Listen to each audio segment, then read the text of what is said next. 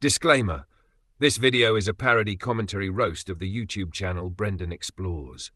All footage, names, and references fall under fair use for the purposes of criticism, satire, and comedy. Nothing here should be taken as fact, except the bits that are clearly ridiculous, and even those are delivered with heavy sarcasm. If you're easily offended, or if you are Brendan himself, maybe give this one a miss.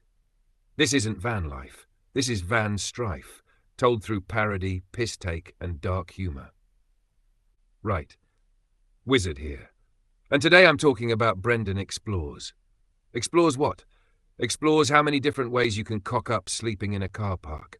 Explores which cream bun will kill him first. Explores just how much paranoia a human can squeeze into a 12-foot box on wheels.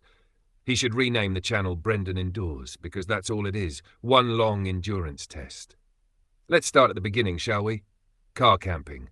Him, curled up in the back of a hatchback, whispering, "Let's dodge the police." Dodge the police?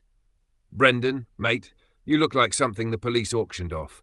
They wouldn't chase you. They'd give you a lift home and tell you to stop embarrassing yourself. Nobody gives a toss about a man in a Renault with a duvet. You're not Jason Bourne. You're not even Jason Orange. You're just a man desperately trying to make trespassing in a Tesco car park sound glamorous. But then, oh yes, the big leap. He gets a van. The upgrade, the dream, the freedom machine. Except no, with Brendan, the van isn't freedom. It's a bloody curse. Every single park-up turns into a biblical plague. Every single one. He could park in heaven and St. Peter would bang on the window telling him to fuck off. The Lake District? Ruined. Nottingham? Ruined. Yorkshire? Ruined. Honestly, if Brendan camped outside a crematorium, the dead would complain. "Excuse me, mate, we're trying to rest here." And let's talk about that smashed window. Ah, yes, the Mona Lisa of Brendan's misfortune. Some poor sod smashes the glass, and instead of just going, "This is shit," Brendan whips out the camera like David Attenborough finding a rare bird. "Look, guys, content." Mate, this isn't content. It's vandalism. Get a broom, not a thumbnail. There he is, surrounded by shards of safety glass, filming himself like he's in the Blair Witch Project. And now the grand twist, he's converting an ambulance. Of course he bloody is. Because his entire existence is one long emergency. Brendan living in an ambulance is poetry. It's like a hypochondriac moving into A&E. Why waste NHS time when you can just live on the forecourt? Perfect. And honestly, if that van catches fire while he's cooking another burger, at least he won't have far to go. Just roll himself into the back and strap on the oxygen mask. And speaking of burgers, let's talk about his cuisine. Brendan's idea of fine dining? Frying patties in a sealed metal coffin with the windows closed. Smoke pouring out, grease dripping down, him sat there grinning like he's on Saturday Kitchen Live. Mate, you're not living the dream. You're rehearsing your obituary. He's one overcooked cheeseburger away from being found stiff in his pants, spatula in hand. Imagine the coroner, cause of death, burger night, body glazed in its own chip fat. Now those blackout curtains, his pride and joy. The way he goes on about them, you'd think they were made of gold leaf. He pulls them shut like a Victorian vampire, then spends the whole night twitching them open, peeking out like a guilty teenager hiding porn mags. Shh! Stealth camping!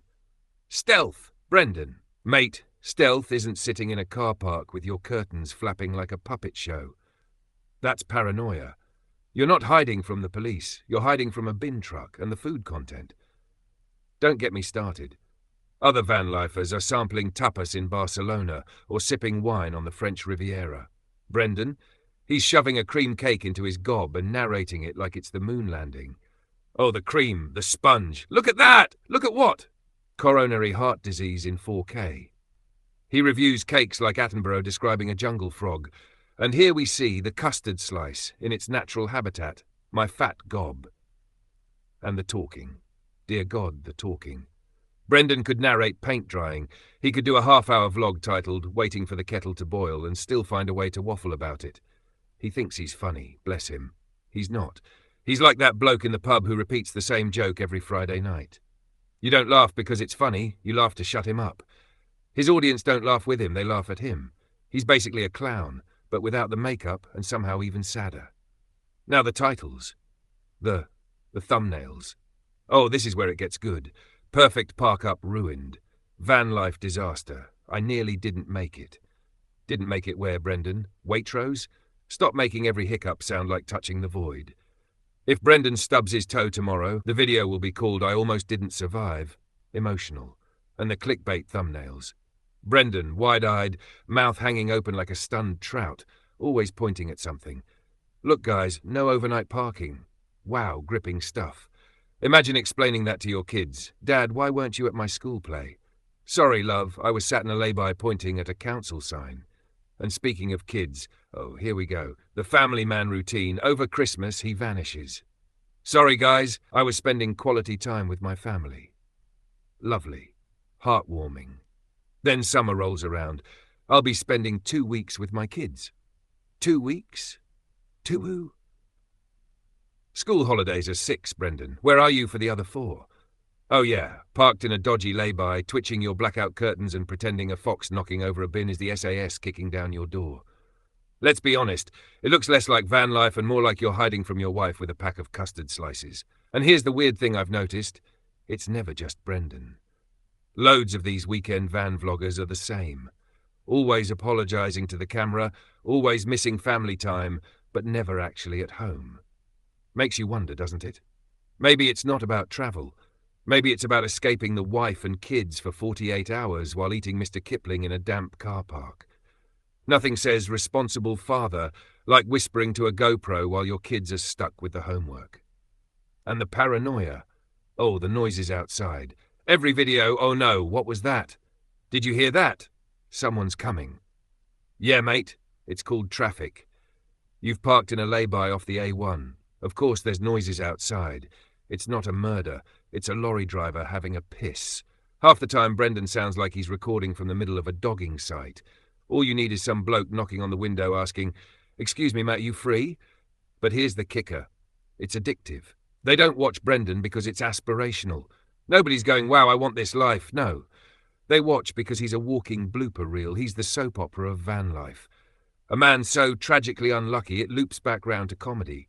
He's not van life. He's Van Strife. So here's my closing burn. Brendan, you're not an explorer. You're not an adventurer. You're not even entertaining on purpose.